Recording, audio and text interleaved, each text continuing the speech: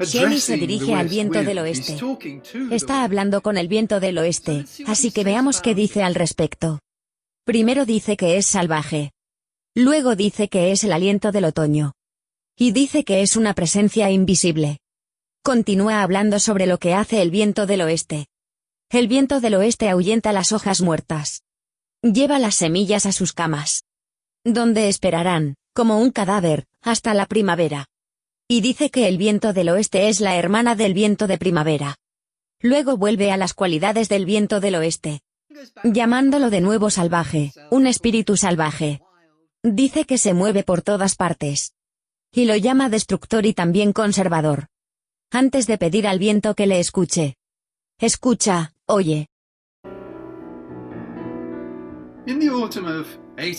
En el otoño de 1819, Percy Bysshe Shelley vivía en Florencia, en Italia. El 25 de octubre, un día ventoso y tormentoso, se quedó al aire libre y escribió uno de sus poemas más famosos, Oda al viento del oeste, en una sola sesión. Estructuralmente, el poema se puede ver, no solo como una oda, sino como un ciclo corto de sonetos, en 5 partes. En esta primera parte, Shelley habla, no solo del viento de otoño, sino del viento primaveral, que también viene del oeste. En esa parte de Italia. Por eso, llama al viento del oeste tanto destructor como conservador, llevándose las hojas muertas en otoño, y barriendo las semillas a su lugar de descanso en el invierno, hasta que el viento del oeste de la primavera los despierte a la vida. Pero sucedieron otras cosas en 1819, cosas que, sin duda, afectaron el estado de ánimo de Shelley. En junio de ese año, su hijo cogió fiebre y murió. Esta era la segunda vez que un hijo suyo había muerto, ya que su pequeña hija había fallecido el año anterior. Mientras tanto, en Inglaterra, el 16 de junio de 1819, una manifestación pacífica de 60.000 reformadores a favor de la democracia, hombres, mujeres y niños, fue atacada por la caballería armada, resultando en 15 muertos y más de 600 heridos, en la llamada masacre de Peterloo. Estos acontecimientos no se mencionan específicamente en este poema, aunque Shelley escribió sobre ellos en otra parte. Pero el poema refleja simbólicamente tanto su pérdida personal y su simpatía por los que murieron en esa masacre.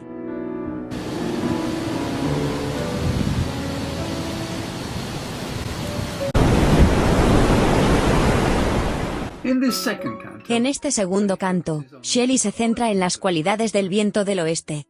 Describe los fenómenos naturales, el cielo empinado, las nubes sueltas, las hojas en descomposición, ramas enredadas, lluvia y rayos, la tormenta que se acerca, lluvia negra, fuego y granizo. Ninguna de estas imágenes es muy reconfortante. Todo sugiere algo salvaje e incontrolado, reforzado con palabras que denotan el poder. El viento provoca conmoción. Hay ángeles de lluvia y relámpagos, sugiriendo una especie de poder celestial. Hay una oleada aérea y la feroz Menad, una de las mujeres salvajes, de la época griega.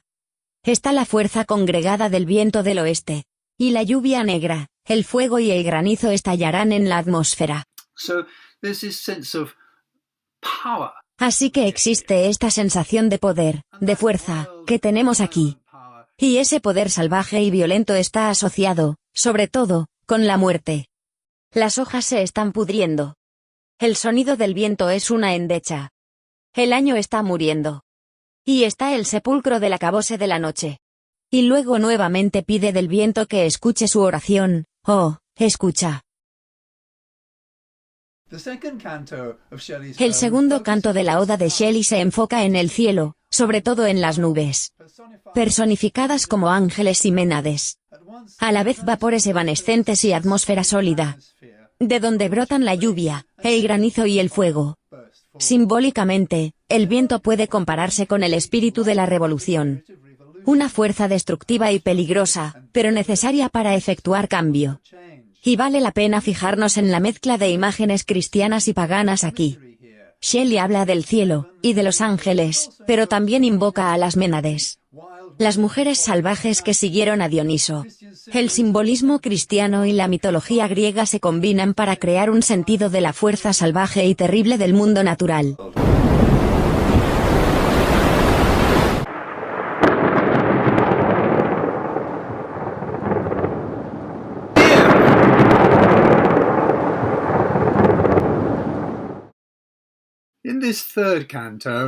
En este tercer canto, Shelley se enfoca en la mar, y el efecto que el viento del oeste tiene en la mar. El viento despierta el Mediterráneo del verano. Y el poeta dedica unas cuantas líneas aquí a una descripción del verano. El verano es un tiempo de sueños, la mar está arrullada y duerme, y todas cosas están desmedidas y dulces. Y luego vuelve a su tema del viento del oeste, que despierta la mar de este sueño de verano, batiendo las olas del Atlántico en abismos, e incluso haciendo que la vegetación subacuática se vuelva gris por miedo. Y luego, por tercera vez, pide al viento que lo escuche. Oh, escucha. Así que resumamos lo que tenemos aquí, en estos primeros tres cantos. Hasta ahora, Shelley nos ha dicho que el viento del oeste es salvaje, que es poderoso, y que es temeroso. Y nos ha mostrado cómo el viento del oeste ejerce su poder sobre las hojas y las semillas, las nubes y las olas. Y 3 veces ha llamado al viento del oeste exigiendo que le escuche. Entonces, ¿qué es lo que quiere decir al viento? ¿Le va a decir al viento del oeste que lo ama? ¿Que lo odia? ¿Que lo respeta, o que lo teme? ¿Quiere que se quede? ¿O quiere que se vaya? ¿O tal vez algo completamente diferente? Vamos a averiguarlo.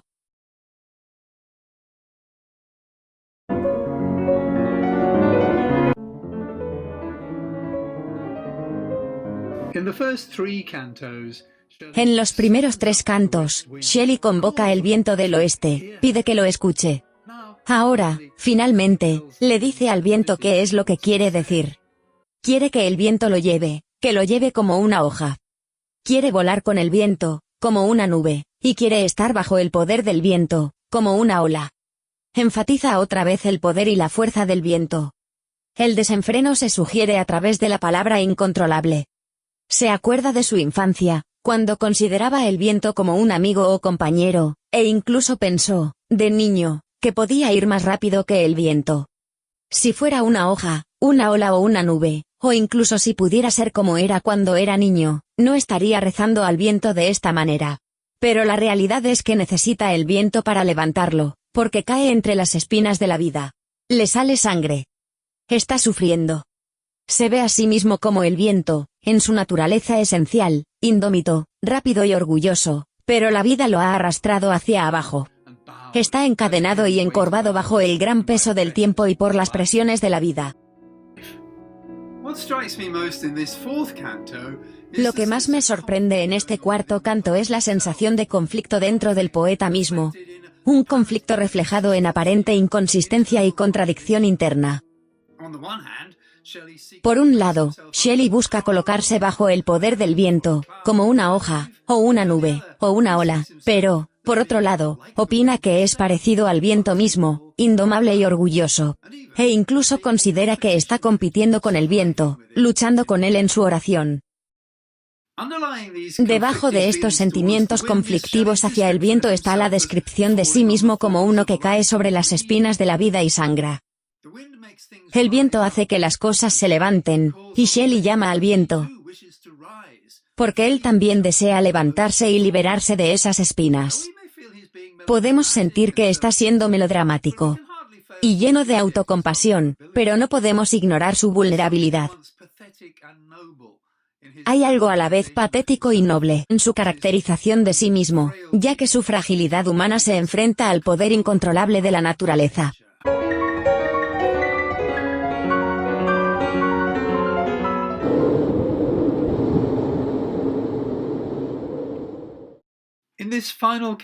En este canto final, la interacción del poder del poeta y el viento se sigue hasta su conclusión. En primer lugar, vemos que, detrás de la aparente confusión y desorden, detrás del tumulto del viento otoñal, yacen armonías poderosas. Hay una dulzura detrás de la tristeza del año agonizante. El inicio del invierno es una condición previa necesaria para la llegada de la primavera. Y Shelley da más detalle aquí de precisamente qué es lo que quiere del viento. Quiere ser un instrumento, tocado por el viento. Quiere que el espíritu del viento sea su espíritu. Quiere que el viento sea él. Y quiere que el viento esparza sus palabras, es decir, su poesía, entre la humanidad.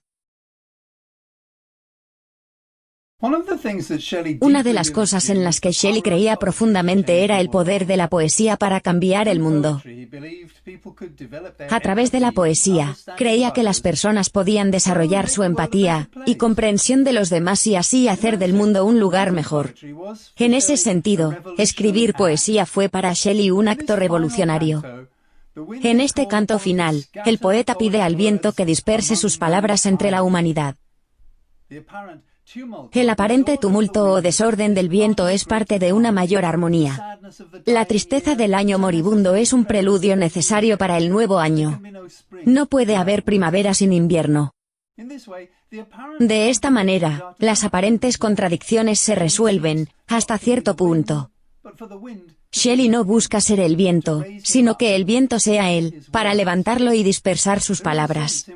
Hay un sentido en el que la súplica de Shelley de ser subsumido por el viento es comparable a las palabras de San Pablo. No yo, sino la gracia de Dios en mí, excepto que, en lugar del poder de un creador divino, lo que le da fuerzas a Shelley es el poder de la naturaleza, representado aquí por el viento del oeste, que el poeta quiere que entre en él.